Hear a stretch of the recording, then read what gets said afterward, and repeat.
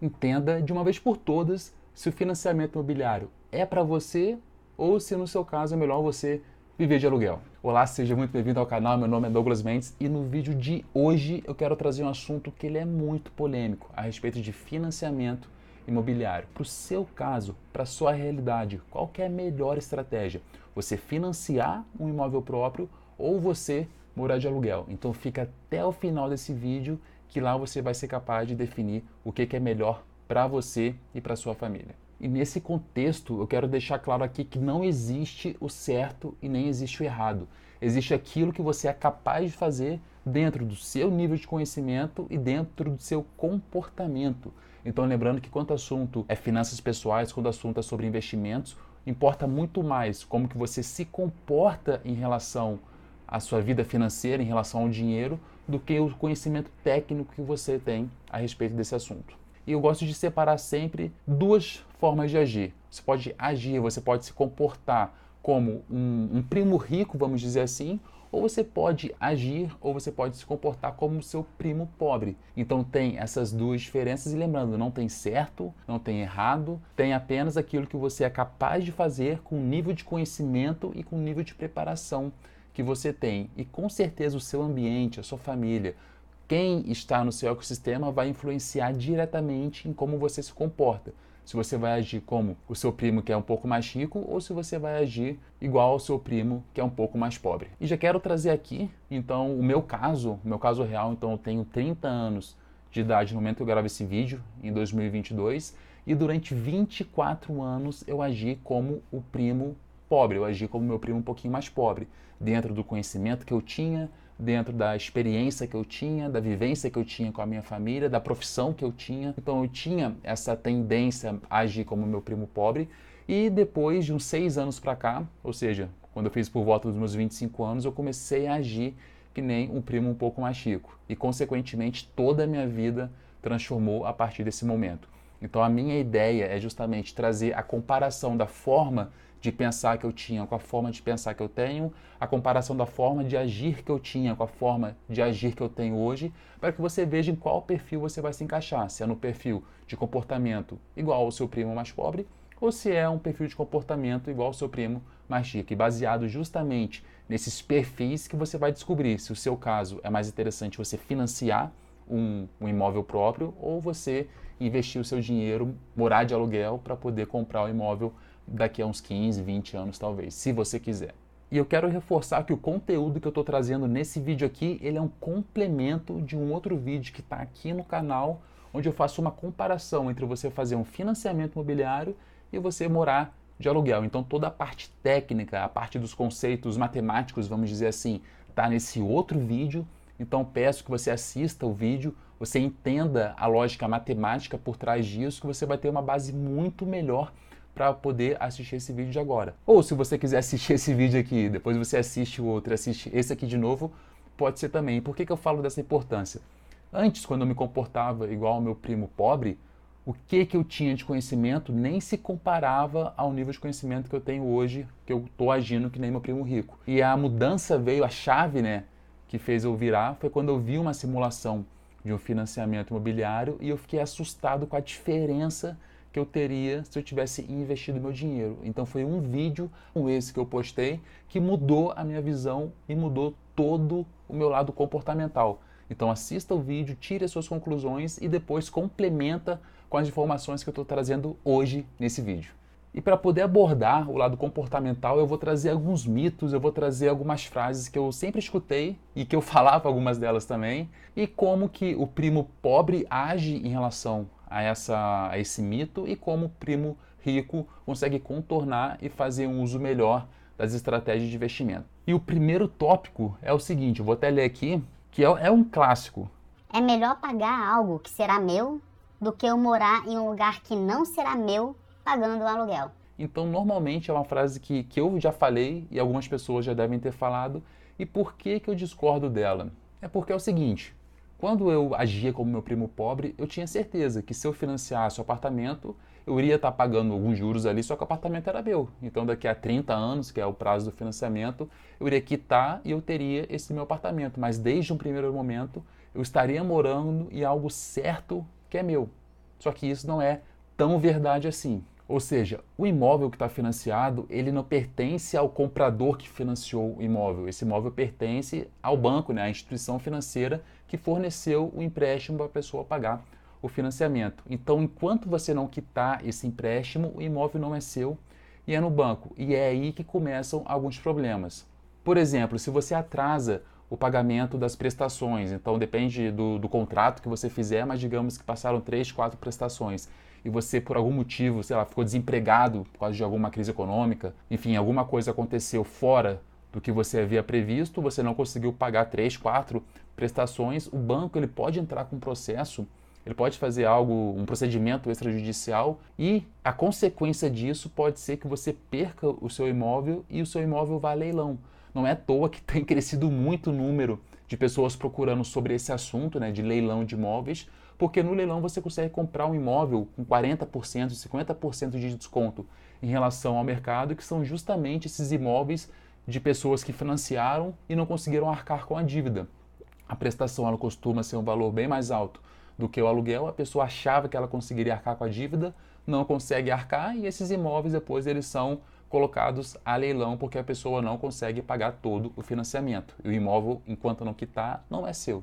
Agora, em contrapartida, digamos que você tem um emprego estável, você é um servidor público, por exemplo, de carreira, você não tem esse risco de ficar desempregado e você opta por algum motivo em ter um financiamento. Eu acho interessante caso você não tenha nenhum tipo, nenhuma disciplina em você querer, por exemplo, aprender a investir, ou então você não tem nenhum hábito de poupar o seu dinheiro. Se você ganha um X e gasta exatamente o mesmo valor, você não consegue mudar isso, é um comportamento seu, você é uma pessoa gastadora, nesse caso é interessante você fazer um financiamento.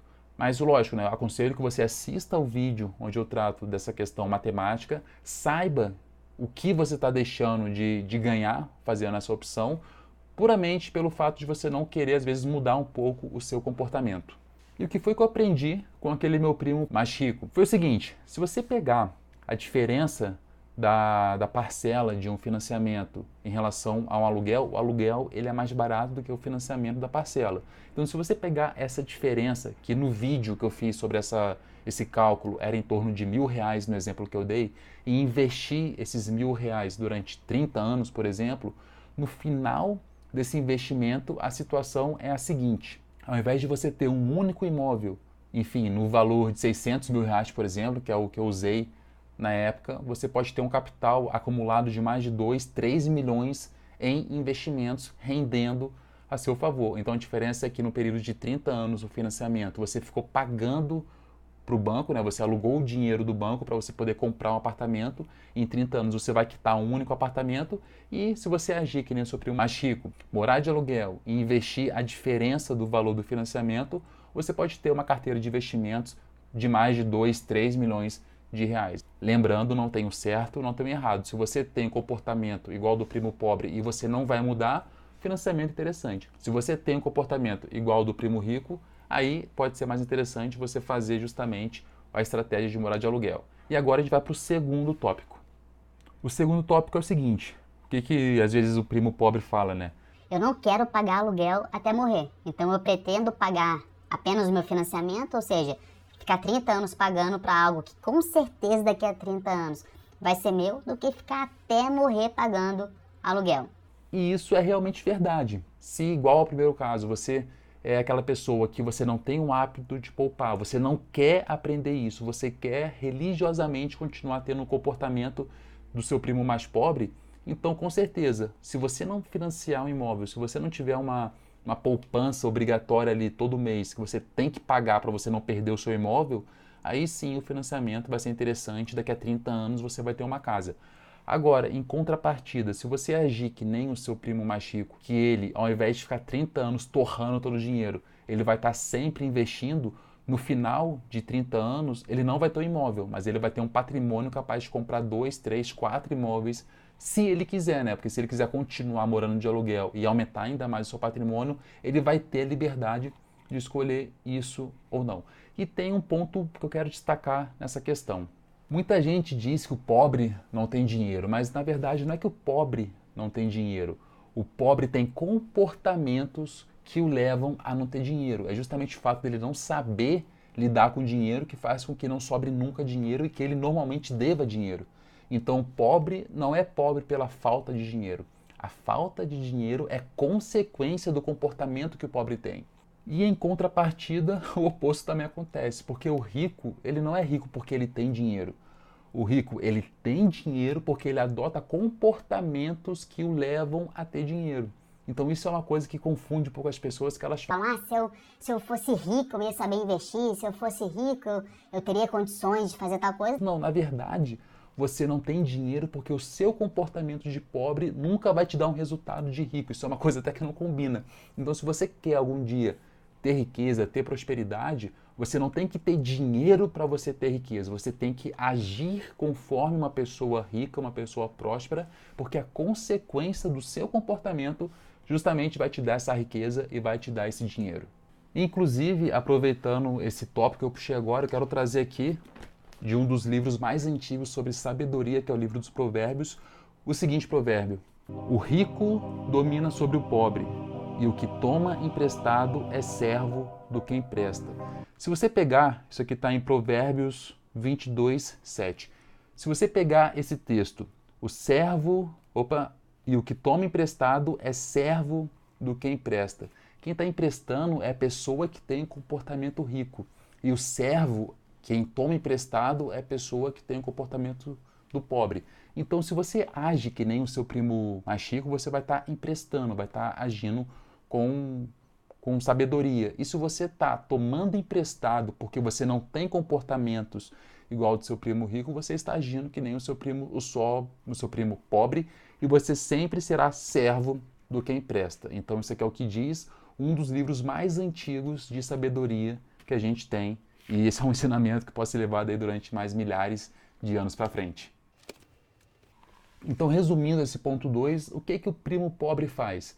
Se ele não tiver um financiamento para obrigar ele a pagar aquela dívida de 30 anos, ele vai pegar todo o salário dele, toda a renda dele, e ele vai torrar até o último centavo, tendo o comportamento de servo, que nem eu li agora, e consequentemente, se ele não fizer um financiamento, daqui a 30 anos ele não vai ter uma casa e ele provavelmente vai estar sem teto ainda.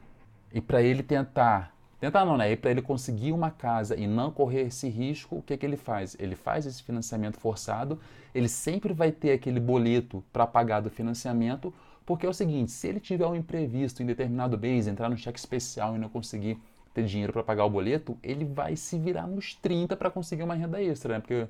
Porque o primo que tem uma mentalidade mais pobre, o que ele faz? Se o calo aperta, ele vai dar um jeito de pagar aquele boleto, né? Porque o pobre, ele adora pagar boleto, ele adora pagar dívida, o pobre gosta de pagar dívida. Enquanto aquele primo mais rico, ele odeia pagar dívida. Então, ele prefere todo mês ter o hábito de poupar, tirar parte ali, 10%, 20%, enfim, cabe a cada um essa porcentagem. Mas o primo mais rico, por odiar pagar dívida, por odiar rasgar dinheiro em juros, o que ele faz? Ele prefere investir sempre 10%, 20%, o que ele determinar, e vai colocar o dinheiro para trabalhar para ele. Então, quanto o pobre se mata, e até mesmo se mata mais do que deve, para poder pagar os boletos, o rico, né, o primo mais rico, ele está se matando para poder investir mais. Essa é uma pequena diferença que acontece. Por quê? Porque daqui a 30 anos, pode ser que o primo rico não tenha uma casa, mas com certeza o patrimônio acumulado vai ser o suficiente para comprar a casa que ele quiser.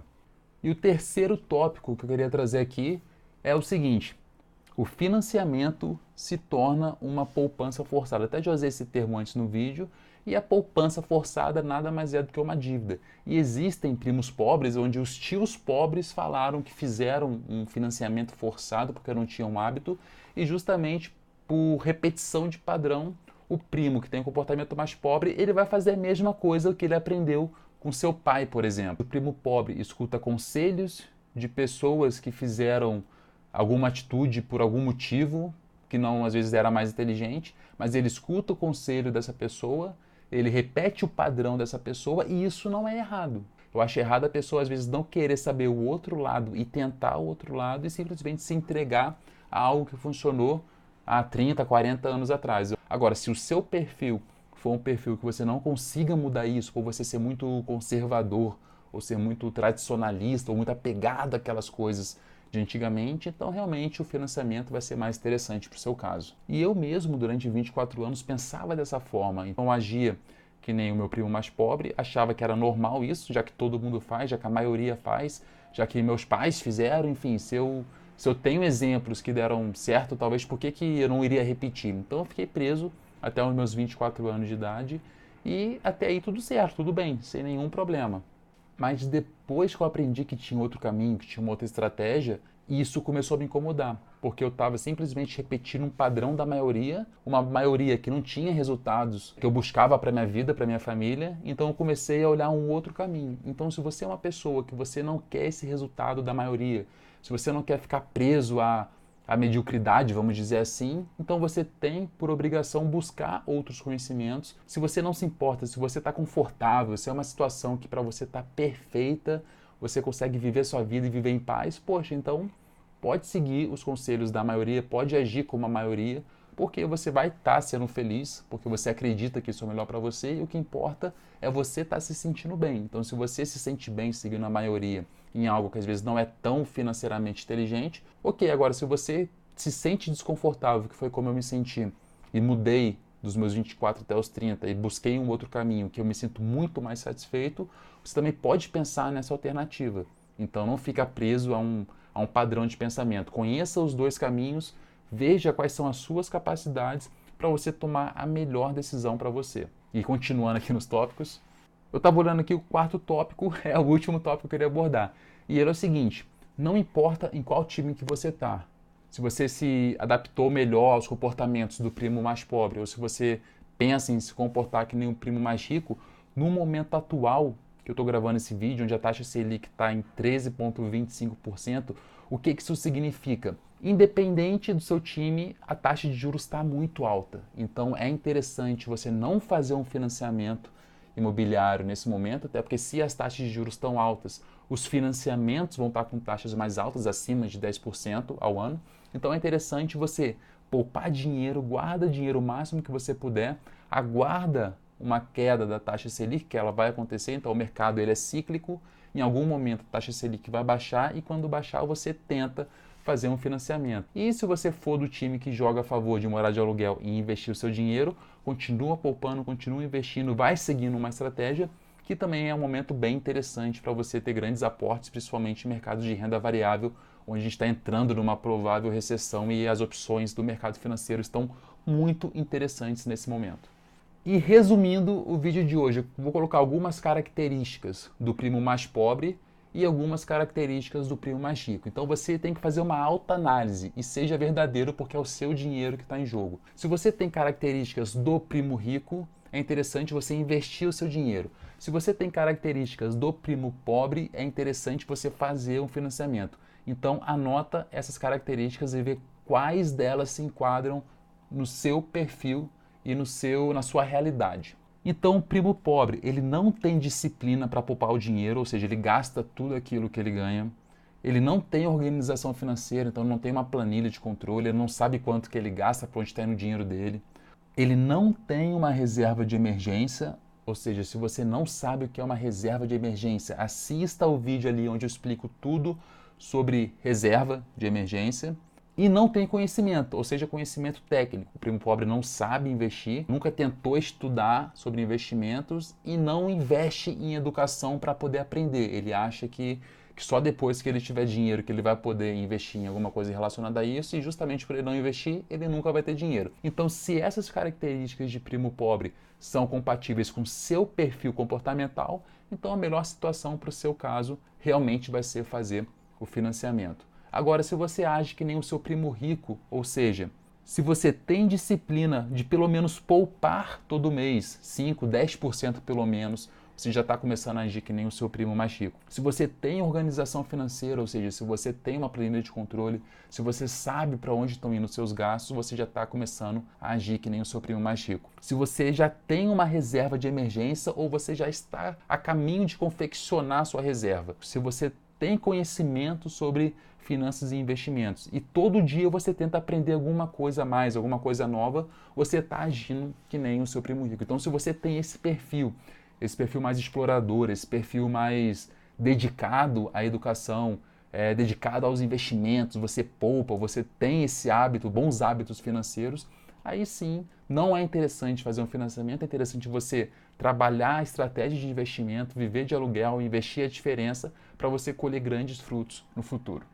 Mas agora, se você já fez um financiamento imobiliário, principalmente esse ano, não fique desesperado, você tem algumas opções. A primeira opção é você tentar renegociar sua dívida, né, com o banco quando a taxa de juros baixar. Então você provavelmente está pagando uma taxa acima de 10% ao ano, espera a taxa baixar, tenta trocar a dívida, baixar ali, tenta negociar com o banco. Se não der certo, você pode tentar uma portabilidade para um outro banco, para uma outra instituição financeira. Então pode ser que você consiga fazer essa portabilidade para pagar menos juros no final do financiamento.